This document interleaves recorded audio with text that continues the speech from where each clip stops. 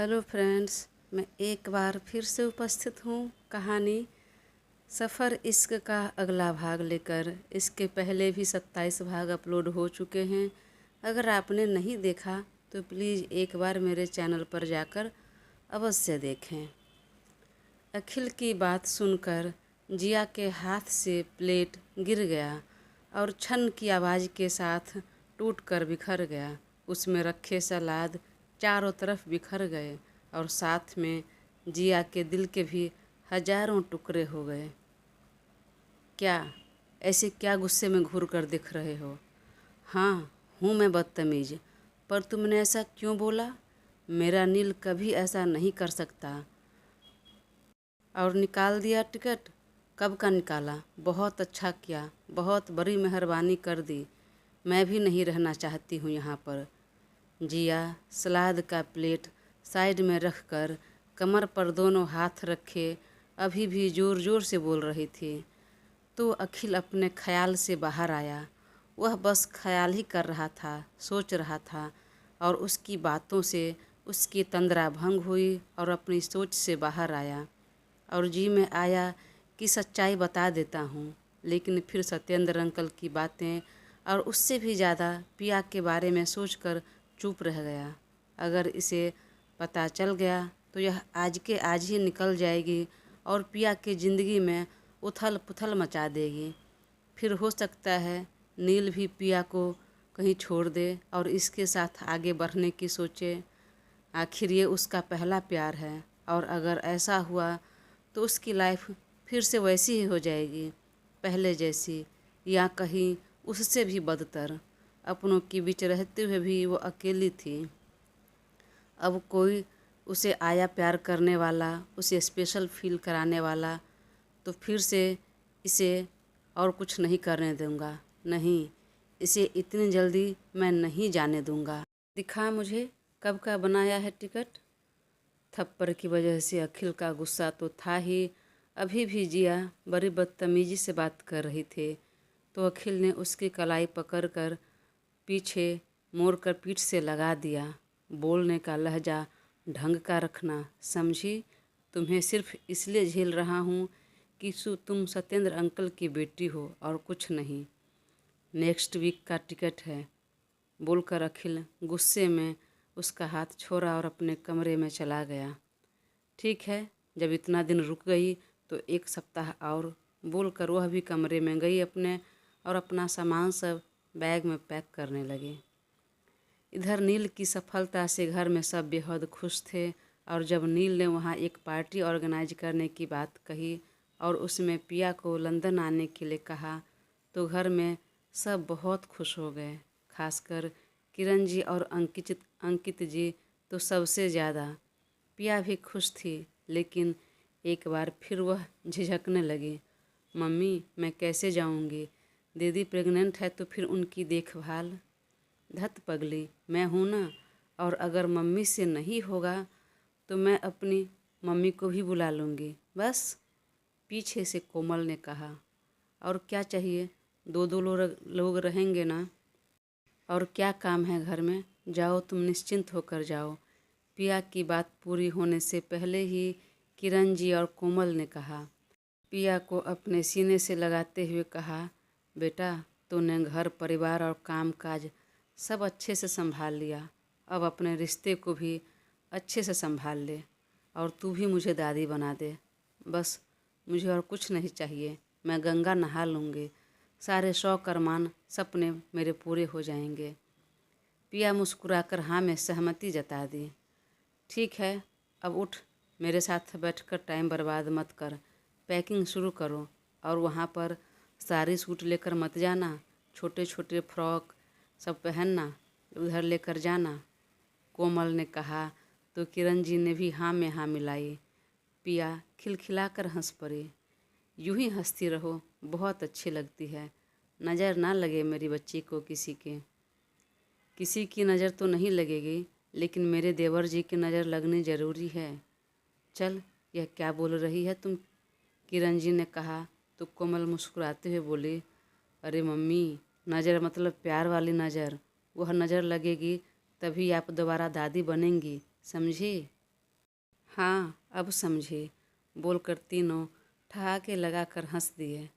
अगले दिन पिया बैग पैक कर तैयार हुई तो अंकित जी ने कहा, बेटा तुम वहाँ एयरपोर्ट पर नील को बता देना, या नहीं तो मैं कॉल कर देता हूँ, तुम्हें लेने आ जाएगा। अरे नहीं, उसकी कोई ज़रूरत नहीं है। नील को कहो कि तुम अभी नहीं आ पाओगी, नेक्स्ट वीक आ रही हो, कोमल ने कहा। तो अंकित जी चौंकते हुए बोले, लेकिन क्यों बेटा? अरे वो वहाँ पर एक बड़ी पार्टी ऑर्गेनाइज कर लिया है, सरप्राइज भी कुछ होता है पापा जी। पिया जाएगी लेकिन नील को नहीं बताएगी, कोमल ने कहा। तो युवान ने भी कहा, हाँ हाँ ये सही है। तो फिर ठीक है, यही रहने दो।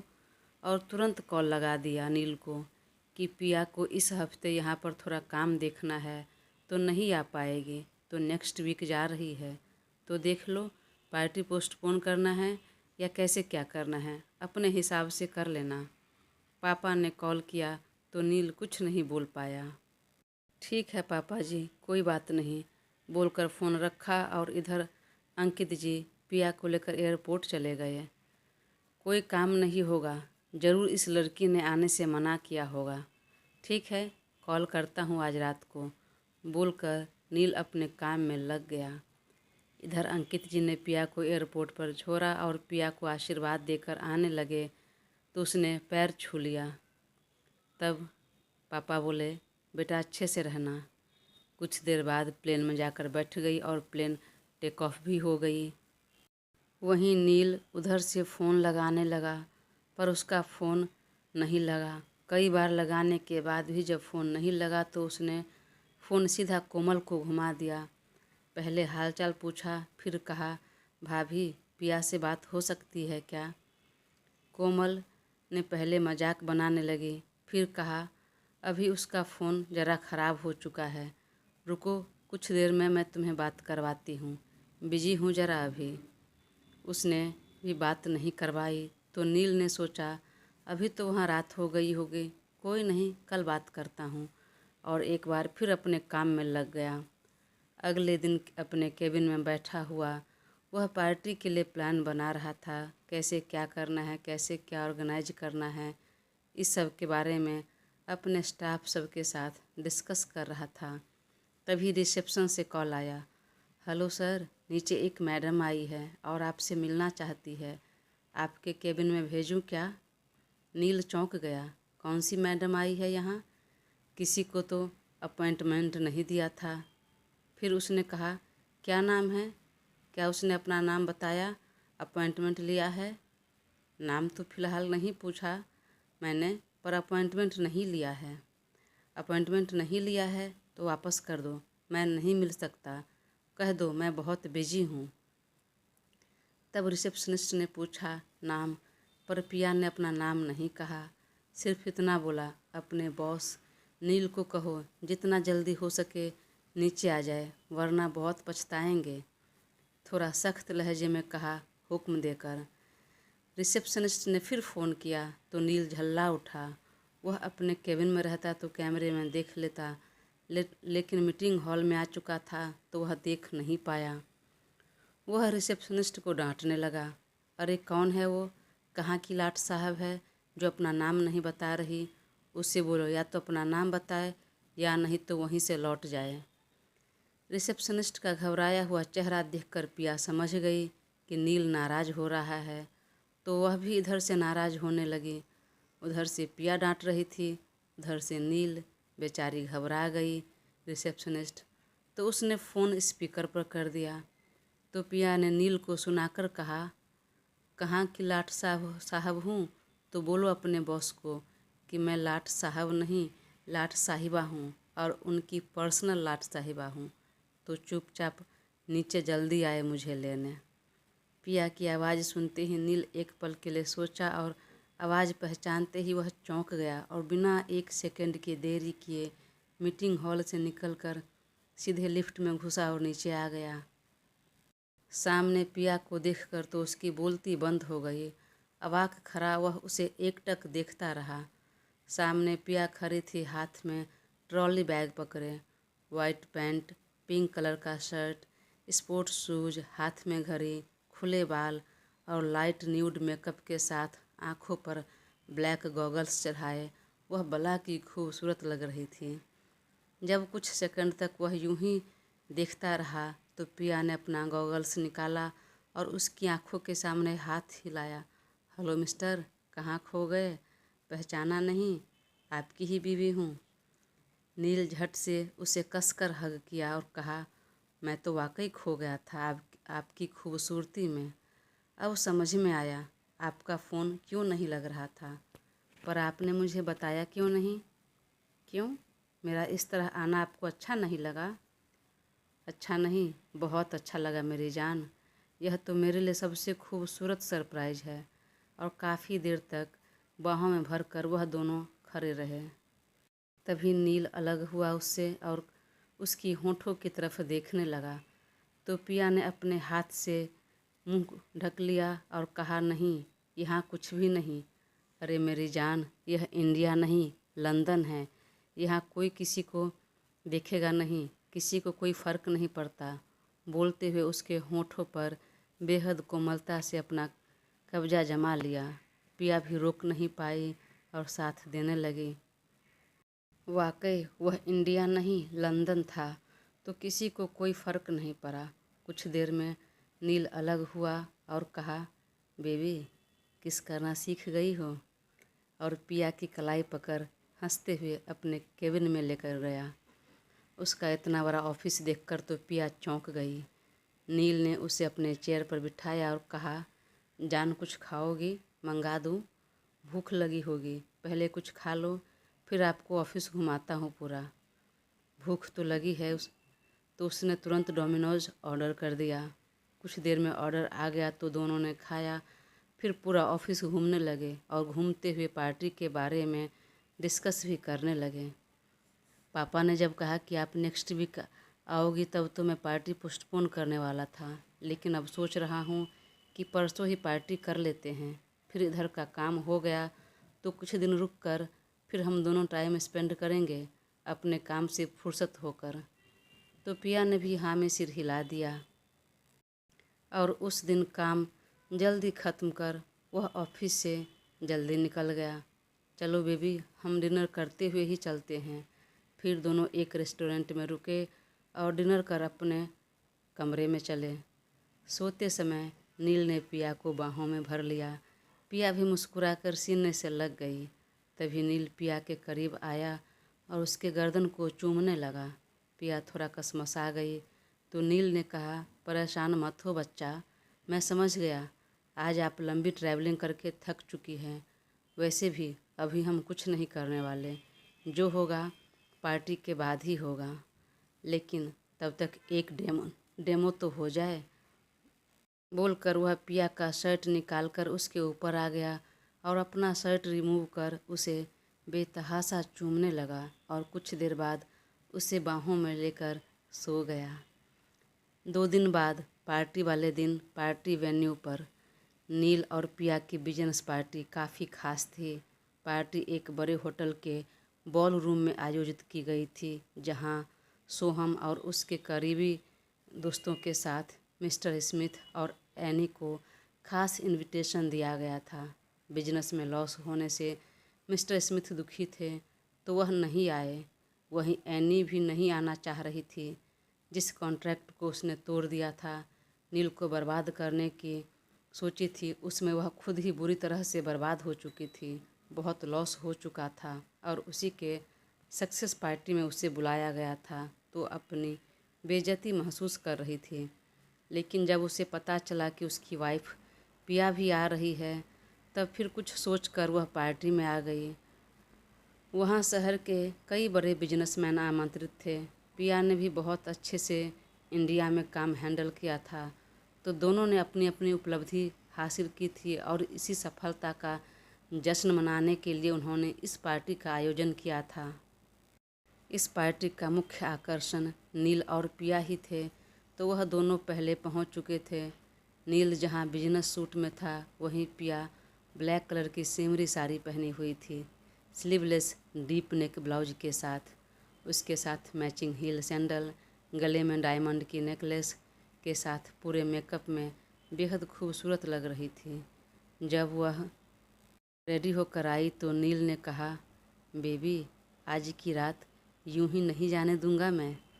तो पिया ने भी कुछ नहीं कहा, बस हाँ में स्वीकृति दे दी। तय समय के अनुसार गेस्ट का आना शुरू हो गया। जैसे ही वे अंदर आते तो दोनों मिलकर उनका रेड कारपेट पर स्वागत करते।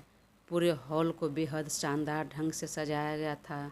दीवारों पर हल्की सुनहरी रोशनी और खूबसूरत फूलों की सजावट से माहौल और भी आकर्षक बन गया था।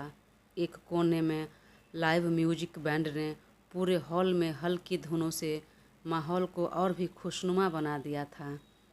एनी जानबूझकर थोड़ा लेट आई, लेकिन फिर भी नील और पिया ने गर्मजोशी से उसका स्वागत किया। पिया की खूबसूरती देखकर एनी की आंखें उस पर ठहर गई और मन में जलन की भावना आ गई, लेकिन उसे साड़ी में देखकर मुंह पर हाथ रखकर हंसने लगी। सुंदर होने से कुछ नहीं होता है, लेकिन लगता है जरा भी ड्रेसिंग सेंस नहीं है। जैसे इंडिया वैसे ही लंदन, यहाँ भी साड़ी लपेट कर आ गई, गंवार कहीं की। हाँ, आखिर दुल्हन भाग गई मंडप छोड़कर तो इसी टाइप की बीवी मिलेगी ना। इसी का स्टेटस लगा रहा था, मुझे जला रहा था। कोई बात नहीं, इस भोंदू को भी तुम्हारी लाइफ से भगाती हूँ। ज़रूर ऐसा कुछ करूँगी कि आज के आज यह लड़की भी हमेशा हमेशा के लिए तुम्हारी लाइफ से चली जाएगी। बोलकर वह एक तिरछी मुस्कान के साथ नील और पिया को हेलो कहा और हॉल के अंदर आ गई। नील और पिया ने सबसे पहले मेहमानों का स्वागत किया और फिर अपने बिजनेस की सफलता की कहानी साझा किया। उन्होंने बिना किसी का नाम लिए बताया कि किस तरह उनके बिजनेस पार्टनर ने ही ऐन वक्त पर कॉन्ट्रैक्ट तोड़ दिया। वह किस तरह घाटे में जा रही कंपनी को सफलता की तरफ मोड़ लिया और अपनों के सपोर्ट से हिम्मत करके अपनी कंपनी को नई ऊंचाइयों तक पहुंचाया। उसने सोहम का भी नाम लिया। सभी ने ताली बजाकर उसकी बहुत तारीफ़ की। उसके बाद नील ने माइक पिया की तरफ बढ़ा दिया। एनी ने आंखों को गोल गोल घुमाया और मन ही मन कहा, हूँ भला यह क्या बोल पाएगी जिसको ड्रेसिंग सेंस तक नहीं पता है। लेकिन जब पिया ने माइक थामा और बोलना शुरू किया तो उसकी बोलती बंद हो गई, शॉक्ड रह गई। जब हम कोई बड़ा काम करते हैं तो बड़ी मुसीबतें आती ही हैं। हमारे कॉम्पिटिटर हमें हराने के फिराक में ही रहते हैं, पर उसमें जीत तब निश्चित हो जाती है जब आप स्वयं से नहीं हारते। और धन्यवाद उन सब का जिन्होंने हमारे लिए प्रॉब्लम क्रिएट किया। अगर वह ऐसा नहीं करते तो हम समझ नहीं पाते, पता नहीं चल पाता कि हम कितने काबिल हैं। हमारे अंदर इतनी ताकत है, हम समस्याओं से लड़ सकते हैं, मुसीबत से जूझ सकते हैं। इस सफलता में रोरे अटकाने वाले जो भी हैं उससे हमारी कोई नाराज़गी नहीं, बल्कि हम उन्हें थैंक यू कहना चाहेंगे। जोर की तालियों की गड़गड़ाहट गूंज उठी। एनी का मुंह खुला रह गया। नील को भी यकीन नहीं था कि पिया इतना अच्छा बोलेगी।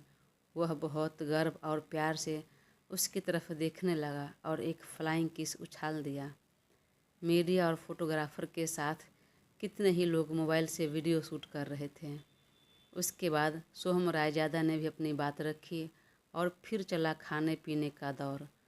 पार्टी में खाने पीने का भी खास इंतजाम था। अलग अलग देशों के स्वादिष्ट व्यंजन और पेय पदार्थों के भी मेहमान के लिए उपलब्ध थे। डिनर के बाद सब डांस फ्लोर पर चले गए और सब ने संगीत का भी आनंद लिया। पार्टी का मुख्य आकर्षण तब हुआ जब नील और पिया ने अपनी कंपनी के नए प्रोजेक्ट की घोषणा की, जिसे सुनकर सभी हैरान और उत्साहित हो गए। वहीं एनी तो जल भुनकर खाक हो रही थी। वह एक तिरछी हंसी हंसी और वहाँ से हट गई। सारे मेहमान के जिद करने पर नील और पिया भी डांस फ्लोर पर आ गए और एक बॉलीवुड सॉन्ग बजा तो नील पिया का हाथ पकड़कर थिरकने लगे। सॉन्ग बजा पीछे से, तू मिले दिल खिले और जीने को क्या चाहिए। सभी गेस्ट उसके डांस को एंजॉय कर रहे थे और हूटिंग कर रहे थे। उसके बाद कुछ मेहमान ड्रिंक वाले काउंटर पर चले गए। नील ड्रिंक करने लगा, परंतु पिया को ड्रिंक करने की आदत नहीं थी, तो उसने इनकार कर दिया। तो नील ने भी ज़्यादा फोर्स नहीं किया। तभी सोहम ने नील को बुलाया और वह उधर चला गया। और तभी एनी उस तरफ आ गई। हेलो पिया। उसने भी जवाब में हेलो बोला। वाह, आपने बहुत अच्छा स्पीच बोला और really you are beauty with brain. But एक बात कहूँ, नील आपको डिजर्व नहीं करता। पिया ने सुना तो शॉक्ड हो गई, पर फिर भी कुछ रिएक्ट नहीं किया। एनी और कुछ बोलती आगे, तभी एक और लड़की आई और बोली, एनी यू आर राइट। कहाँ यह प्योर लड़की और कहाँ नील कैसानोवा, जिसका रिलेशन कितने ही लड़कियों के साथ रह चुका है, कितनी लड़कियों के साथ वह सो चुका है, उसे भी अंदाज़ा नहीं होगा। You are right. दोनों बहुत बातें करने लगी नील के बारे में, जिसे सुनकर पिया को बर्दाश्त नहीं हो रहा था। फिर भी वह कुछ देर तक सुनी और सामान्य होकर बोली, इट्स ओके, नो प्रॉब्लम। जो भी था शादी से पहले, पर अब ऐसा कुछ नहीं है। अब वह सिर्फ वन वुमेन मैन हैं, सिर्फ मेरे हैं। सुनकर वह दोनों ठहाके लगाकर हंसने लगे। यह तुम्हारी भूल और भोलापन है, जिसका फ़ायदा वह उठा रहा है। भला कुत्ते की दुम भी सीधी होती है क्या? वह कभी लॉयल नहीं रह सकता। अरे अभी कुछ दिन पहले जब वह उदयपुर गया था, वहाँ भी जिस होटल में स्टे किया था, एक लड़की गई थी, पता है तुम्हें? और सब कुछ होने के बाद जब उस लड़की को पता चला कि नील शादीशुदा है, तो उस लड़की ने कहा भी कि तुम शादीशुदा होकर ऐसा कैसे कर सकते हो, अपनी वाइफ को क्यों धोखा दे रहे हो। तब दोनों में लंबी चौड़ी बहस हो गई। पिया का जी सन्न रह गया सुनकर। वह कब से उसकी बात सुन रही थी और अपने बेहिसाब गुस्से को कंट्रोल कर रही थी, पर यह सब सुनकर उसे अब और नहीं रहा गया और तराक से एक तमाचा एनी के गाल पर खींच दिया। दोस्तों, कहानी आगे जारी रहेगी और अगला भाग बहुत ज़्यादा इंटरेस्टिंग रहेगा, तो प्लीज़ अपना साथ बनाए रखें और चैनल को सब्सक्राइब कर मुझे ज़रूर सपोर्ट करें। Thank you.